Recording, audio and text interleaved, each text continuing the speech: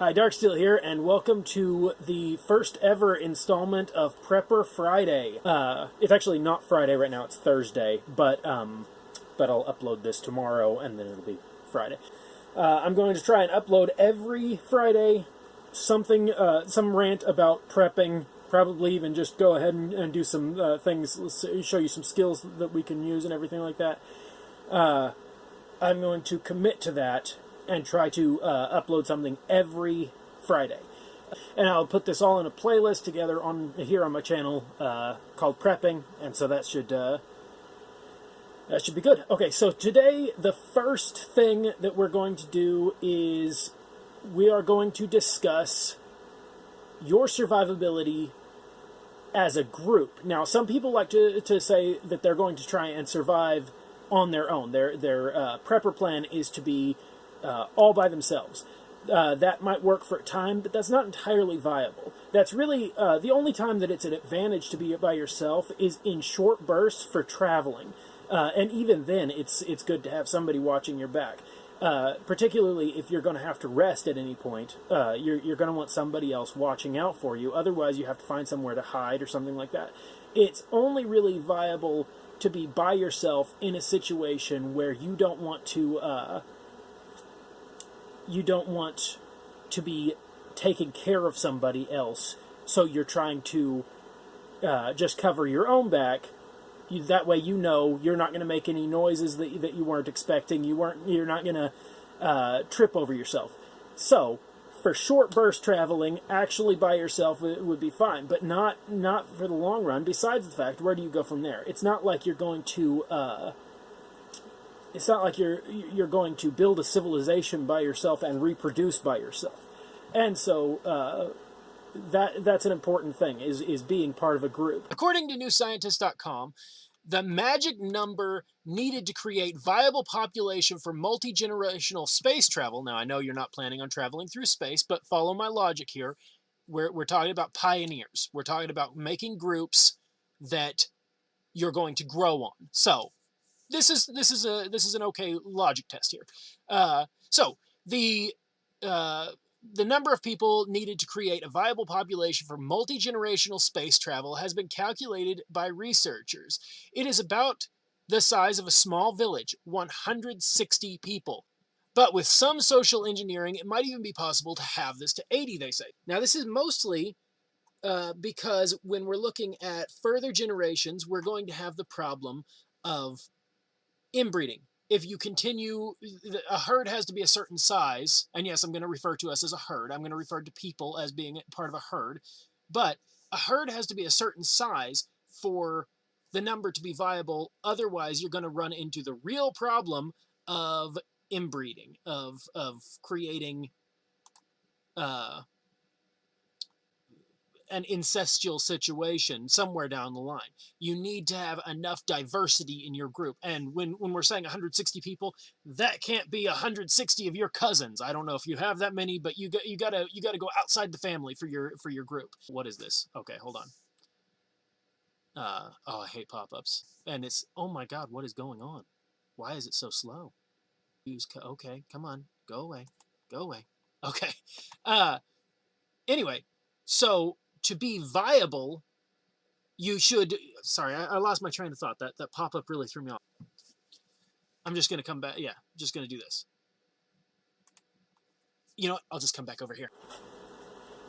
Anyway, so it's important that to make sure that you've got diversity that you can grow on, and to make sure that there aren't unknown familial bonds, it's actually important to go outside of your close-knit grouping, and this might mean diversity in race and everything like that. So, for all of those racist prepper groups, and I know that there are racist survivalists and racist preppers, and I know that that's actually kind of associated with prepping, and that shouldn't be, because there is one fact that I know to be true. I don't care what color your skin is, I don't care what gender you are, what background you come from, we are all equal.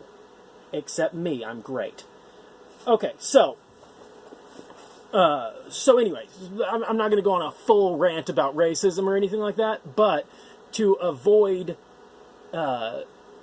close-knit genes it might be okay to just, spread out a little bit. I kind of hope that I get comments saying something racist down below, because I kind of like watching racist people hang themselves. Then you end up with 1,000 people commenting below them, telling them what a shit they are. I like it when people troll me online, because often you find somebody coming to my defense that says something so much more clever than I ever could come up with. So that's just a little bit of fun.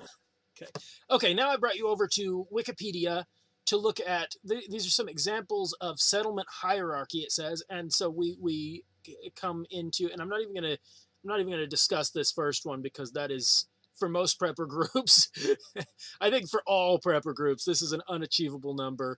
We're not going to look at megaopolis or even metropolis. Maybe large city down the line. Let's go way down into just town. Let's just go from town and down. Okay, a town has a population of 1,000 to 20,000 people. Now that is some insane, that's an insane number for most people who are starting their little prepper group to think about. But I mean, that's a few generations out if you're doing well. If you're first off, accepting new members as they come, giving people refuge. If you are populating an area, everything like that. So even though 1,000 to 20,000 people seems like a huge reach for your little group, it could be someday. But let's look at villages. A village is a human settlement or community that is larger than a hamlet but smaller than a town. A village generally does not have many services, most likely a church or only a small shop or post office. The population of a village varies. The average population can range from hundreds to thousands. Okay. Now, hamlet. A hamlet is a tiny population, less than 100, and very few, if any, services, with only a few buildings. And then we get into isolated dwelling. Now, I thought this one was interesting because it sounds like this one's like the negative, and I think this is very generalized, because I think that you, with those populations, you can still do more. Okay, isolated dwelling. An isolated dwelling would have only 1 to 5 buildings or families. It would have negligible services, if any. So they're saying, based on the opinion of whoever put in this article, they are saying that 1 to 5 families would not be a sustainable herd, would not be a sustainable group, which we just found on that other website, on the New Scientist, that they're saying that a hamlet, which is less than 100, is barely viable themselves. So we're looking at, if you want to have a good group, you should really be in the hundreds, not in the 10 people band together because they all own MREs.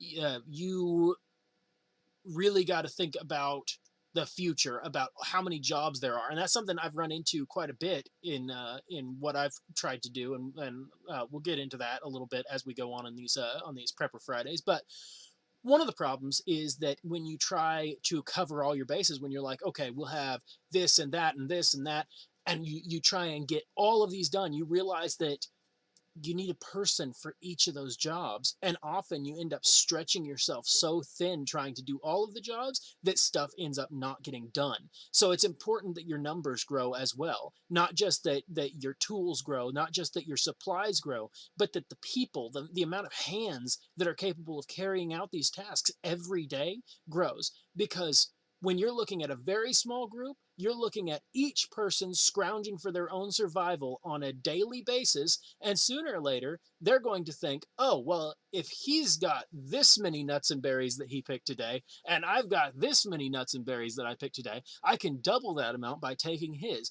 And then you'll have a certain situation of social discord. Now, this might not happen to everybody, but, it could. It could. And you want to think these things through. You want to think about this social discord before it happens, so that you don't find yourself in a situation. You don't want to think about it in the aftermath. You don't want to think about it as, this is what I could have avoided. You want to think of it as this is what I should avoid. Now I know, what a strange concept. I'm talking about being prepared during my prepper rant. So, anyway, we'll move on from there. Anyone who has ever had their extended family over for a holiday knows that when a group grows past about 10 people, chaos can ensue. You start having everybody walking in different directions, everybody talking to each other, over each other, and nobody's getting any points across. And so, how are you to keep this from happening? If you're going to try to gather a little hamlet of your own, how do you keep it from being the problem of everybody has their own idea? Well, the answer is that big, nasty G word. I know that there's a lot of preppers out there that don't like this word, but government must be thought up as a precursor to gathering your prepper group. Everyone needs to know who the leader is and be willing to follow that leader without question. Otherwise, what you're going to end up with, again, is social discord. Sooner or later, everybody's going to have their own ideas. They're going to band off into little groups, which are not viable. Then, because of their own inviability, their own lack of ability to take care of themselves, they will start lashing out at each other. There was a psychological test done years and years ago. I mean, I was reading about this in an outdated psychology book, but the test is something I rely on as a way of thinking all the time. They locked a raccoon and a rat in a cage together, and they put a shock collar on the raccoon. Now, the raccoon and the rat sat in the cage together and completely ignored each other, stayed on opposite sides of the cage, and had no problem with each other. And when the scientists involved applied shock to the raccoon's neck, the raccoon immediately pounced the rat and killed it. This is an important thing to remember, because regardless of whether it's your fault that somebody else is suffering, people look for who to blame. And if you are the first person, that rat in that cage, that raccoon is going to pounce you and kill you. That raccoon is going to find some way to hurt you back. Don't be the rat. You got to find a way to make sure that shock isn't applied, that everybody stays comfortable. So, government is needed. Everybody needs to follow the same ruler. Everybody needs to follow them without question, because when questions start to arise, people get ideas, and ideas are either a very great thing or a very dangerous thing, depending on what the ideas are and how they conflict with each other. It is important to have your structure already lined up, and if it's not lined up, then you need to back away from the situation and refigure. Maybe there are two leaders in your group, so maybe you need two groups. And you know what? Have an alliance with each other, but have that stuff set out beforehand. Have that shit ready to go. Don't wait until it comes to battling out who the true leader is. Okay, anyway, one final subject, and I'll just get into this really quickly. This is something that I cover all the time, which is that something that I personally think about all the time, and that's something that I talk about with people that I'm friends with offline, is that your survival cannot be bought at a store. If you are saving up rations, if you are saving up paracord and all of these things that'll be very, very helpful tools, that's great, short term. And I'm not saying don't.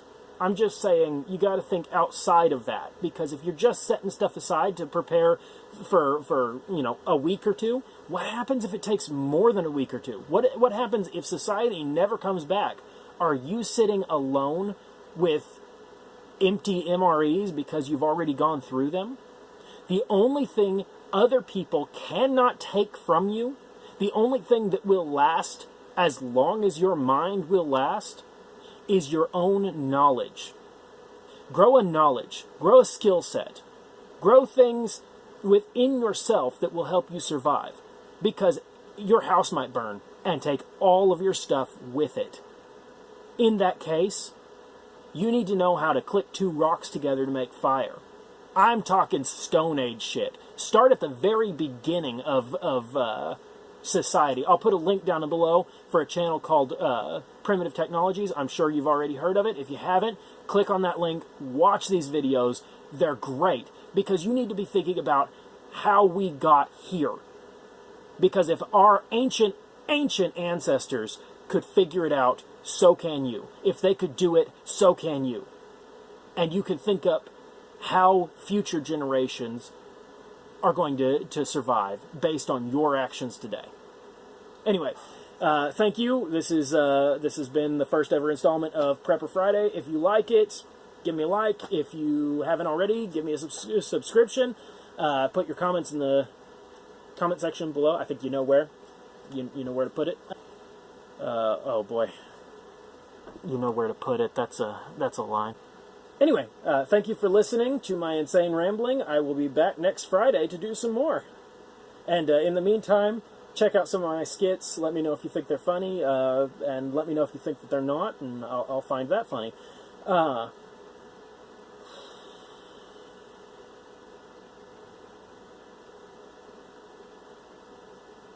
are you still here?